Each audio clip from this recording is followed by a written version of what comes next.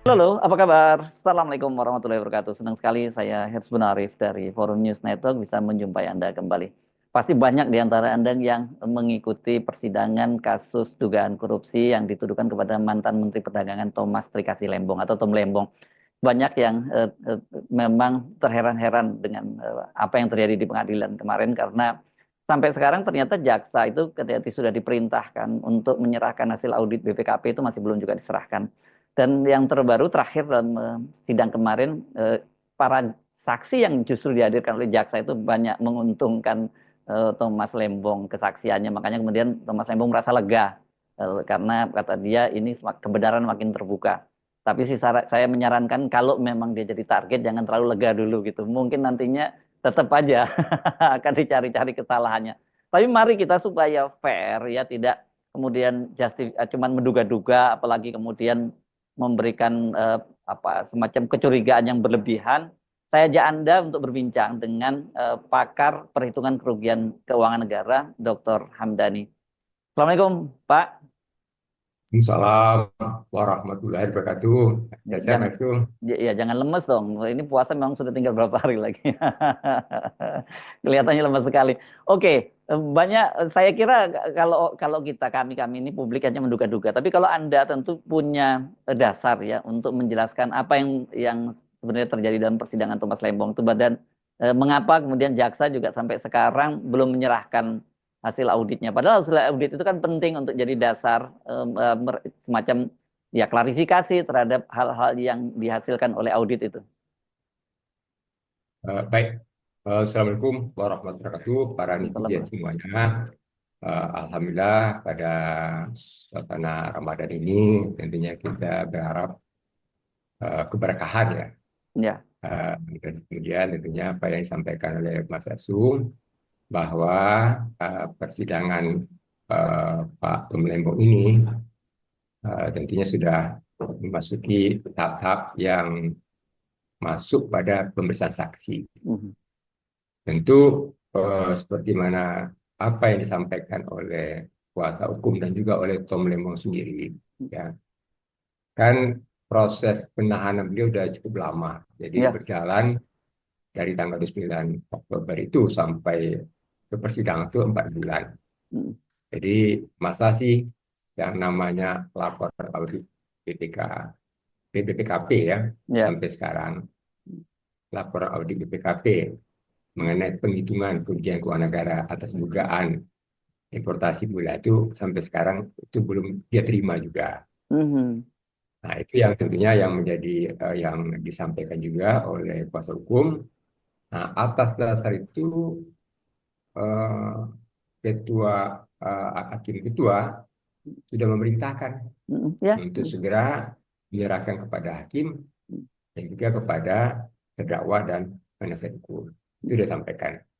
Tetapi berselang seminggu setelah perintah dari hakim ketua tersebut, belum juga digubris dan JPU Jaksa Penuntut Umum itu berkelit.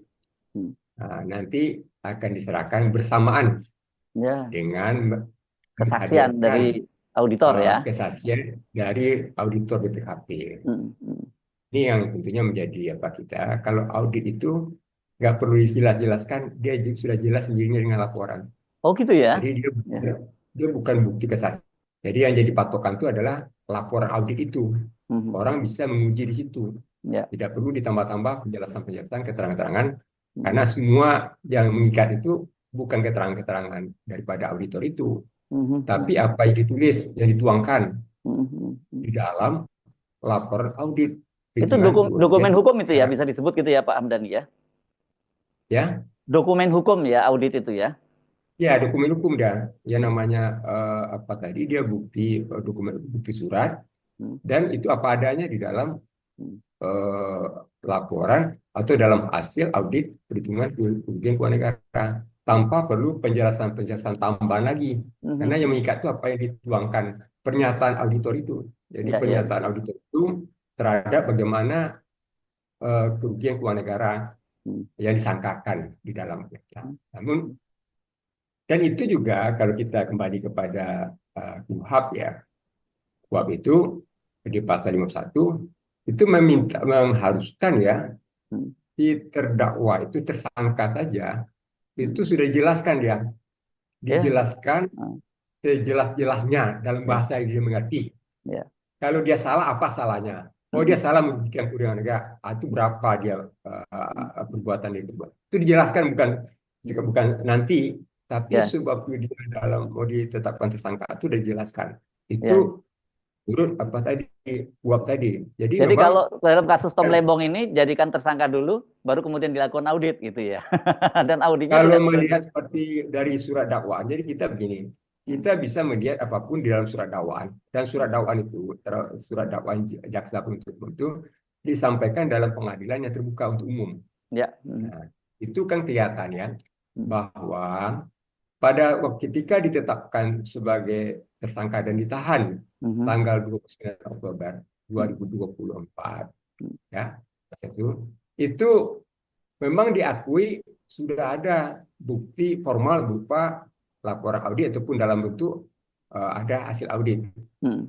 Tetapi ketika kita membaca surat dakwaan atau surat dakwaan JPU, ternyata hasil audit BPKP itu baru diterbitkan 20 Januari 2025. Ya, ya, Jadi makanya kan kurang dijadikan terdakwa dulu, baru kemudian jadikan tersangka dulu, baru kemudian ada audit, gitu kan? kira-kiranya seperti itulah yang Iya. yang yang Hmm. yang kita Hmm. sangat menyayangkan di sini adalah penetapan dan sebagai tersangka dan penahanan Hmm. Tom Lembong ini seperti dipaksakan ya. Hmm. Mestinya kan harus clear dulu Hmm. berkaitan dengan mana laporan hasil auditnya Hmm. yang menyebutkan bahwa Tom Lembong itu melakukan perbuatan tindakan penyalahgunaan wewenang Hmm. ya sehingga menimbulkan kerugian keuangan negara, memperkaya orang lain atau diri sendiri. Yes. Sebetulnya Mas ya, Hmm. dakwaan pasal 2 ayat 1 ya dan pasal 3 ayat pasal 3 ya Undang-Undang 31/9 itu sifatnya material. Material itu dibuktikan dulu akibatnya. Hmm. Jadi Hmm. dakwaan itu mensyaratkan bahwa karena ini nggak ada dakwanya nggak masuk suap. Beda kalau dakwanya nggak masuk suap dia. Dakwanya tadi adalah pasal 2 ayat 1 dan pasal 3 ya di Undang-Undang 31/9. Itu yang namanya kerugian keuangan negara itu unsur pokok korupsinya itu harus nyata dan pasti berdasarkan perhitungan kerugian keuangan negara. Ya. Itu apa tadi? Jadi kalau apa tadi? Beda kalau beberapa kasus ada kerugian keuangan negara, ada suap, aliran dana, gratifikasi, Hmm. itu tanpa ada kerugian keuangan negara pun, tanpa perhitungan tanpa melalui perhitungan keuangan negara ya, bisa didakwa atas dasar suap yang diterima. Ini kan pengakuan ya JPU atau pengakuan dari jaksa ya waktu di, di Kejaksaan Agung. Tom Lembong ini tidak dikenakan uang pengganti. Tom Lembong ini tidak dikenakan denda atau apapun namanya, tidak dikenakan uang pengganti pengembalian apa tadi. Nah, tentunya karena dia tentunya tidak ada aliran dana yang Ya. diterimanya. Hmm. Ini suatu hal yang aneh. Saya mengatakan aneh tadi. Kalau ini terjadi, baru pertama kali menteri, ya, dari berapa banyak menteri yang telah menjadi terpidana, lah, tersangka, terdakwa dan pidana, itu yang baru kali ini kalau proses seperti ini berjalan sampai yang terdakwa kan berjalannya, yang tidak ada aliran dananya, tidak ada suapnya, tidak ada gratifikasinya, tidak Hmm. ada pengulinya, tidak ada baru kan. Sampai sekarang belum terbukti, nggak tahu kalau nanti JPU bisa membuktikan hal seperti itu. Nah, ini yang tentunya kita katakan berdalihlah JPU, berdalihlah Kejaksaan Agung bahwa penetapan sebagai tersangka Tom Lembong ini tidak melihat apakah dia menerima aliran dana atau tidak. Hmm. ataukah ada eh, suap atau tidak. Hmm. Kalau dia menguntungkan orang lain, Hmm. merugikan keuangan negara, maka dia kena, ya ditetapkan sebagai itu dasarnya tadi. Oleh Ya. kalau ini kan akan diuji nanti di apa tadi. Karena di dalam praktek yang ada, Mas Yasun, kerugian keuangan negara saja tidak cukup. Hmm. Kalau kerugian keuangan negara, lihat aja LHP, lapor audit BPK itu banyak kerugian keuangan negara.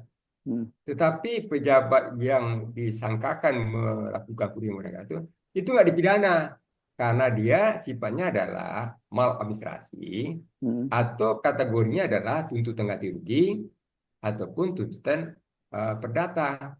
Jadi Hmm. nggak semua yang ada unsur kerugian keuangan negara Hmm.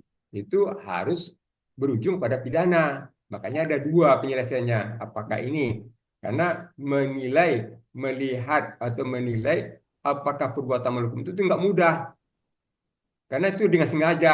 Hmm. Jadi Tom Lembong itu ketika membuat kebijakan, ya ketika mengambil kebijakan, dia dinyatakan sudah sengaja, dengan sengaja dia, Hmm. dengan Ada sengaja mens reanya ya, ada niat dengan jahatnya. serianya. Ya. Itu harus dinilai dulu. Wah, dia sengaja nih melakukan perbuatan melawan hukum, atau dia dengan sengaja menyalahgunakan wewenangnya untuk menguntungkan diri sendiri atau orang lain. Atau kalau dia nggak menguntungkan diri sendiri orang lain. Kemudian orang lain itu kalau dia nggak memiliki afiliasi dengan dia, dasarnya apa? Masa tindakan konyol? Ada pejabat mau menguntungkan pihak lain, ya, ya untuk tadi, yang dia tidak mendapat keuntungan sama sekali. Ya. Itu suatu hal yang konyol. Kecuali kan nanti dibuktikan bahwa bahwa pihak-pihak yang tadi ternyata apa ada hubungan atau afiliasinya. Ya. Kalau dia tidak, itu lepas tuh. Selama itu nggak pernah ada yang menteri ataupun pejabat-pejabat yang ketika ada kerugian ke negara tidak ada mens rea dia dalam Hmm. kaitan dengan aliran dana atau segala macam tadi. Murni ada tindakan administratif, Ya. murni keputusan administratif itu lepas. Hmm. Walaupun ada perdata yang dikenakan kepada para pihak lain ya, para pihak, Ya. pihak lain yang tentu ya dikatakan Ya. satu hal lagi, Mas Yas. Kalau kita coba cermati ya, kalau kita coba cermati dari apa ini tadi, dari dakwaan, dari dakwaan ini kita lihat pertama kita melihat bahwa kerugian keuangan negara apakah perhitungannya itu sudah sesuai nggak dengan Hmm. standar-standar penghitungan kerugian? Apakah sudah dengan norma yang benar nggak, konsep yang benar nggak, metode yang benar nggak? Hmm. Nah, karena itu tanpa eh, diterima pun Hmm. laporan hasil audit BPKP oleh penasihat hukum ataupun oleh terdakwa, itu dapat diketahui itu dari dakwaan itu. Hmm. Kenapa diketahui dalam dakwaan itu? Dalam dakwaan itu analisis, kalkulasi, hitung-hitungan apa yang ada di dalam apa yang ada hasil audit BPKP sudah dimuat, sudah dikutip di situ, dijadikan dasar dakwaan untuk unsur kerugian keuangan negaranya itu sudah dia dapat. Nah, ternyata apa yang kita coba cermati, yang bisa kita eksaminasi ya terhadap hasil audit BPKP tersebut. Yang bisa kita eksaminasi tadi, pertama, ini kalau kita cermati dari masa permintaan daripada Kejaksaan Agung kepada BPKP, pada BPKP. Itu permintaannya masih Oktober 2003. Baru nanti surat tugas itu dibalas oleh BPKP dengan menugaskan auditornya, itu baru pertengahan Oktober 2024. Hmm. Pertengahan Oktober, 15 Oktober ya 2024. Artinya jaraknya setahun lebih itu Hmm. antara permintaan Hmm. Kejaksaan Agung dengan penugasan surat tugas BPKP atau menerima penugasan namanya, Ya, oke. Hmm. menerima penugasan itu jaraknya setahun lebih. Dan kemudian tentu tidak masuk akal kalau tanggal 15 Oktober itu mulai penugasan, maka penugasan itu mulai baru dilaksanakan tuh namanya audit Hmm. perhitungan kerugian negara. Hmm. Rasanya tidak mungkin itu akan selesai pada tanggal 29 Oktober saat Tom Lembong ditetapkan sebagai tersangka dan ditahan. Hmm. Nyatanya memang benar, Hmm. nyatanya memang benar laporan atau hasil audit BPKP itu baru ditandatangani atau baru diterbitkan itu tanggal 20 Januari 2025. Nah, di situ jelas Mas Esu kalau kita coba cermati, Hmm. maka ada dua hal yang tadi saya katakan, eksaminasi dari segi proses. Ya. Kalau selama itu antara permintaan Kejaksaan Agung dengan eh, penerimaan BPKP terhadap penugasan itu memakan waktu sekali, kenapa Kejaksaan Agung itu tidak memilih meminta audit kepada BPK, Badan Pemeriksa Keuangan? Mhm. Ya, ya, ya. Ya, kenapa? Hmm. Karena objek yang diaudit oleh BPKP ini sudah pernah diperiksa oleh Badan Pemeriksa Keuangan. Mhm. Jadi BPK itu memeriksa berkaitan dengan importasi gula. Mhm. Tidak ada. Itu eranya Periodenya siapa? era dari 2015, penuh tahun 2015 itu Hmm. sampai dengan semester pertama 2017 Oh, jadi dilakukan. ya, ya, ya. Oke, jadi di era Ya, pada sedangkan BPKP itu mengauditnya 2015-2016. ya, ya, cuman eranya Tom Lembong Jadi saja yang BPKP itu, sebelumnya dan sesudahnya nggak dilakukan gitu ya. ya, Hmm. jadi jangkauan waktunya si BPK Hmm. itu melebihi daripada jangka waktu yang diambil oleh BPKP. Betul, betul, Itu betul. kan. Hmm. Di situ BPK tentu audit impor jelas ya. Hmm. Dalam aturan BPK ditekankan itu kalau dia menemukan adanya apa tadi pidana korupsi, Hmm. maka dia berkewajiban melaporkan Hmm. kepada siapa? Kepada aparat penegak hukum. Mhm. Ya, kewajiban melapor kepada dalam hal ini kepada kejaksaan Hmm. kalau dia menemukan adanya Hmm. perbuatan atau pidana korupsi di situ. Hmm. Nah, dengan kata lain apa? Kalau Badan Pemeriksa Keuangan yang Ya. memeriksa dengan kurun waktu yang cukup lama misalnya, Hmm. barangkali misalnya sampai 3 bulan yang misalnya, Hmm. itu ya, sampai 3 bulan ya, dia tidak melaporkan adanya pidana korupsi. Hmm. Tentu jelas bahwa BPK tidak menemukan ya adanya unsur pidana korupsi Hmm. dalam dan juga kerugian kepada negara karena ada sanksi-sanksinya di dalam tulisan saya di media Indonesia. Saya jelaskan sanksinya Hmm. ketika BPK tidak melaporkan konsekuensinya ya. Ya, ya, Ketika ya. BPK tidak melaporkan. Nah, itu udah ada sanksinya tuh. Nah, nyatanya kan tidak ada dinyatakan oleh BPK. Tapi tentu ada pertanyaan yang yang yang muncul. Hmm. Kalau sudah jelas bahwa apa yang diperiksa oleh BPKP itu persis sama dengan apa yang diperiksa oleh BPK, Hmm. ya kenapa enggak Menggunakan kepada data yang BPK lama. saja?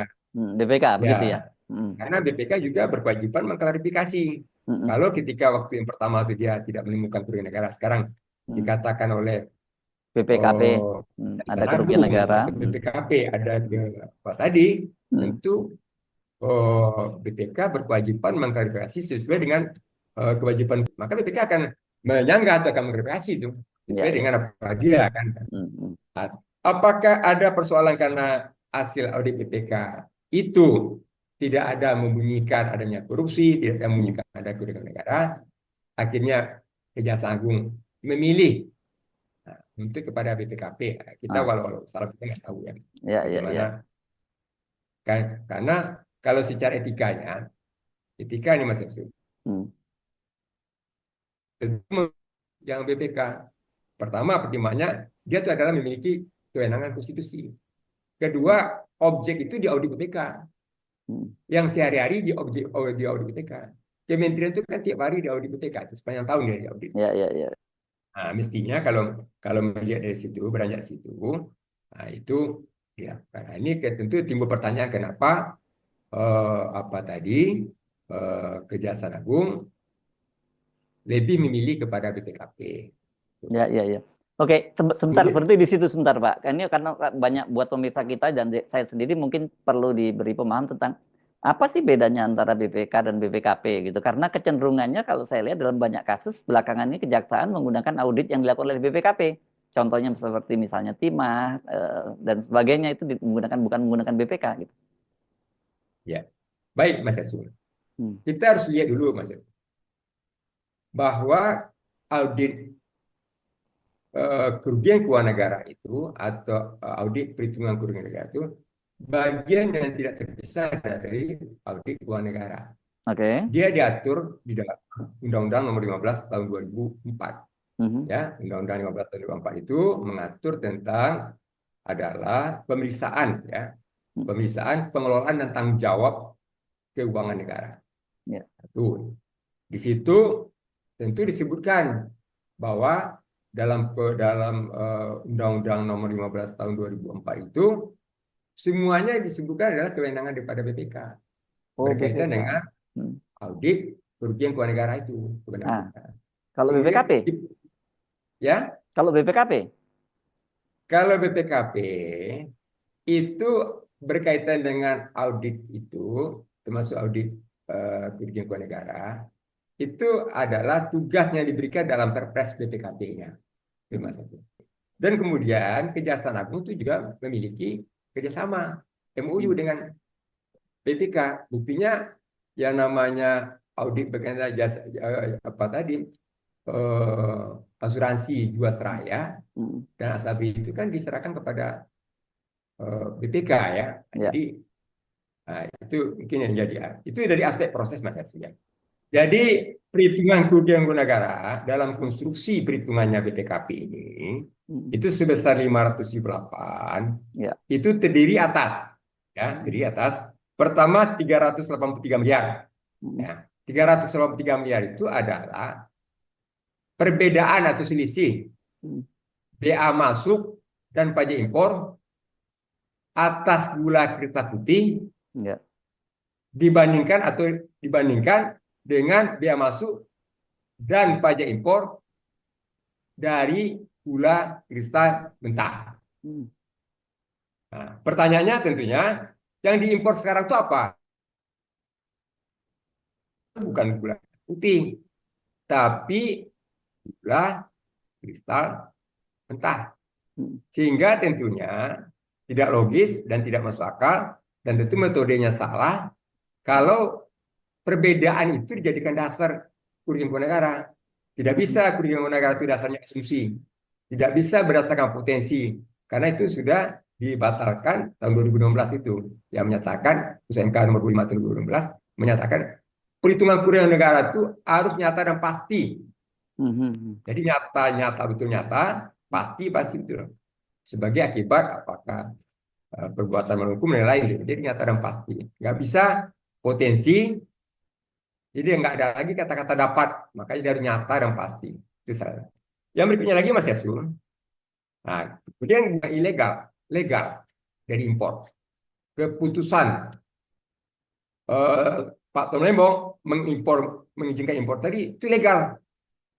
Kalaupun dipersoalkan oleh jaksa penuntut umum tidak adanya rapat koordinasi atau asumsi bahwa dalam keadaan surplus itu persoalan lain, ya. Jadi kalau ini ternyata surplus, tapi kan saksi-saksi yang dihadirkan kemarin kan menyatakan tidak surplus gulanya. Jadi kan terbantahkan jadinya. Tidak Gula pernah itu tidak ada ya, tidak pernah kita surplus gula itu tidak pernah ada ya. ya. Surplus gula itu tidak pernah ada gitu ya, selalu kita butuh selalu minus kan dan ada makanya kebutuhan impor itu Ya, selalu ada. betul. Ya. Jadi dengan demikian Mas Yatsu, karena tentunya tadi dikatakan, jadi nggak ada persoalan kalau Hmm. impor gula karena memang kondisinya adalah tidak dalam keadaan defisit. Hmm. Dan kalau rapat koordinasi, kan itu namanya bisa. Rapat koordinasi diatur oleh siapa? Kan diatur dalam peraturan Menteri Perdagangan.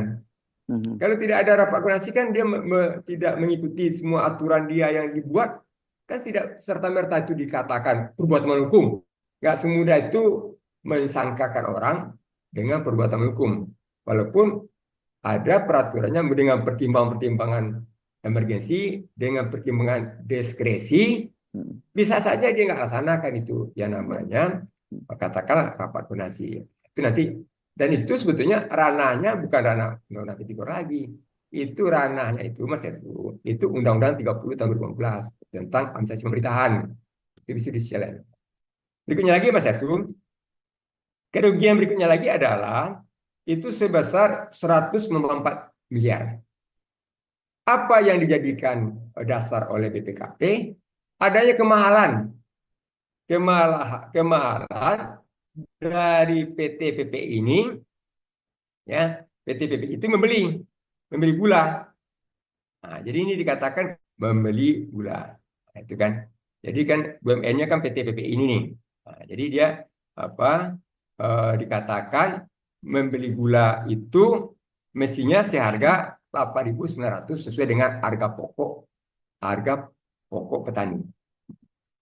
Jadi kalau harga patokan petani itu kan bukan untuk si PT PPI itu beli kepada si produsen.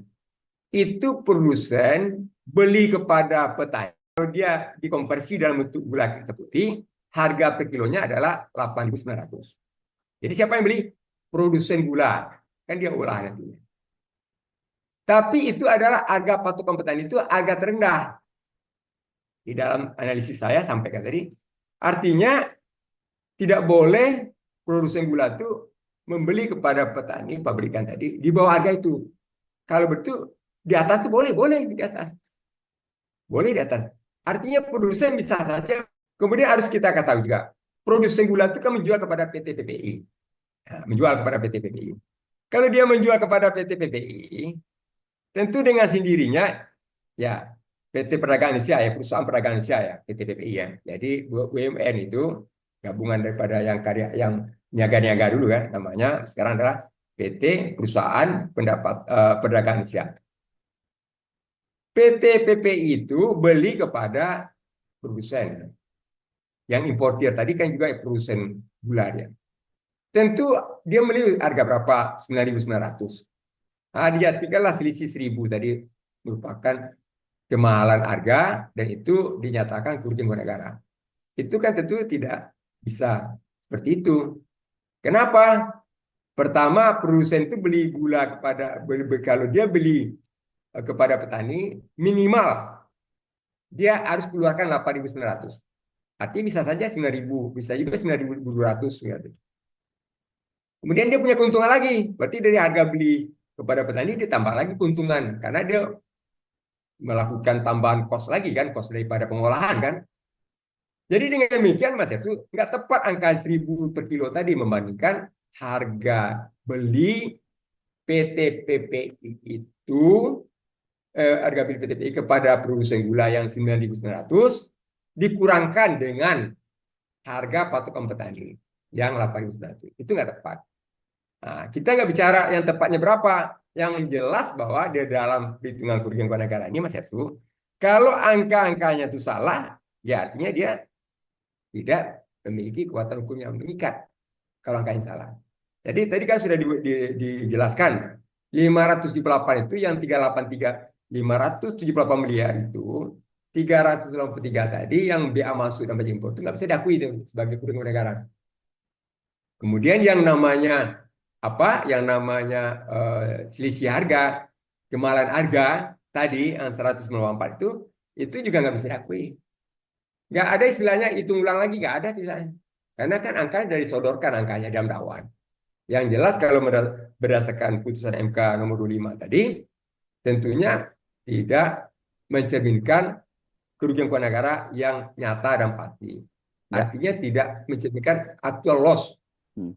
Nah, kalau dia potensial loss itu bubar dengan sendirinya. Batal demi hukum dia kalau dia potensial loss. Itu ya apa tadi yang saya tekankan di sini di dalam apa tadi. Nah, tinggal nantinya bagaimana. Nah, kemudian Mas Ersun. Kejaksaan Agung ini kan sebelum masuk persidangan kan menyita dulu tuh. Menyita dulu.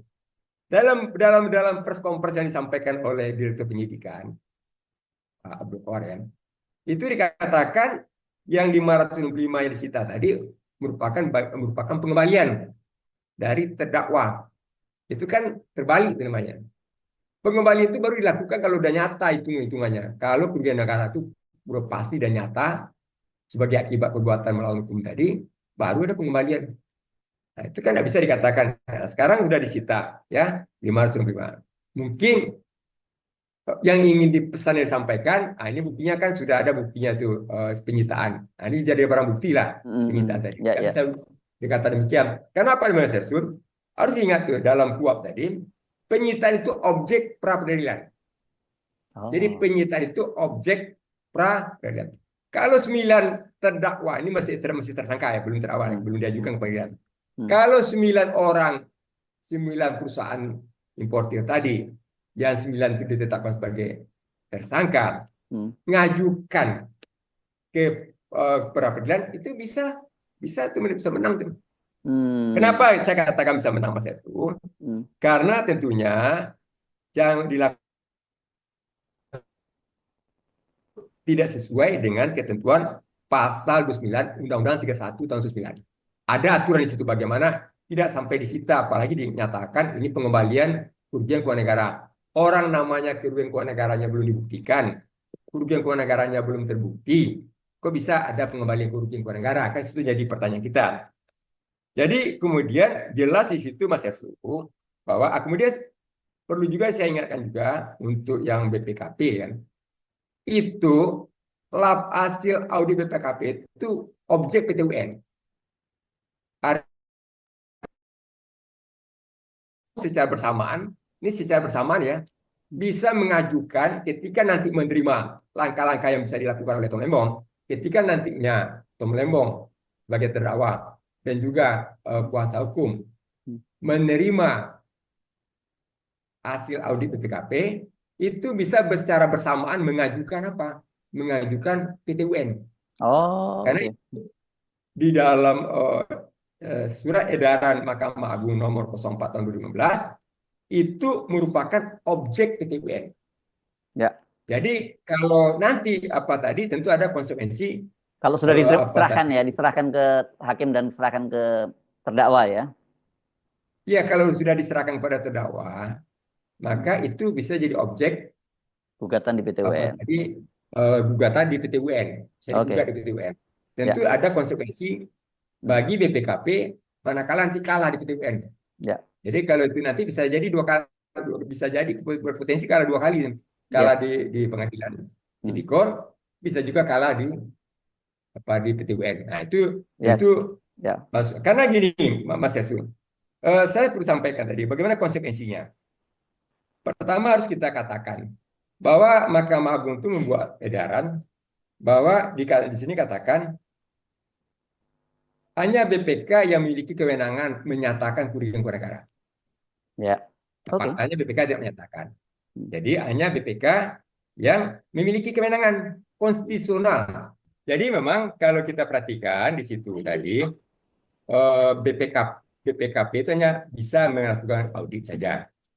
Nah, kemudian berikutnya lagi kalau kita katakan tentunya dengan surat edaran apa tadi pada beberapa kasus korupsi ya itu hakim ya itu menganulir hasil perhitungan BPKP.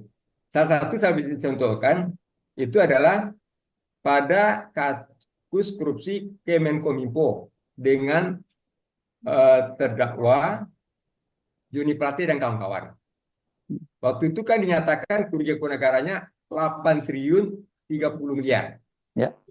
Tapi sampai persidangan berakhir nggak terbukti ada kerugian negara itu. Hmm. Yang ada adalah adanya suap Ya. 246 miliar Hmm. secara bersama-sama. Hmm. Jadi kan jelas tidak kerugian negara nggak terbukti. Kemudian ada juga kedua kasus pembangunan jalur kereta api di Balai Kereta Api Medan. Itu dinyatakan kerugian negaranya 1,1 triliun. Hmm. Tapi hakim memutuskan adalah 30,8 miliar saja. Nah, itulah. Jadi apa yang kita tangkap di sini, kalau hasil PPKN itu dinyatakan salah atau tidak ditemukan adanya aliran dana, Hmm. ya, maka tentunya majelis hakim ya dapat menyatakan ya dakwaan itu batal demi hukum. Dapat menyatakan batal demi hukum dan membebaskan terdakwa itu dari segala tuntutan. Ya. Nah, itu tadi kan. Jadi sesuai dengan putusan MK 25 tadi, kesalahan perhitungan kerugian negara sama hanya dengan mengatakan kerugian negara itu adalah potential loss. Ya. Jadi dia tidak pasti. Salah ngitungnya nggak bisa dicari lagi yang benar, tapi dinyatakan sudah dikesampingkan Hmm. karena dia sudah menyatakan tidak memenuhi kriteria nyata dan pasti. Jadi dia sama atau asumsi, menggunakan asumsi namanya.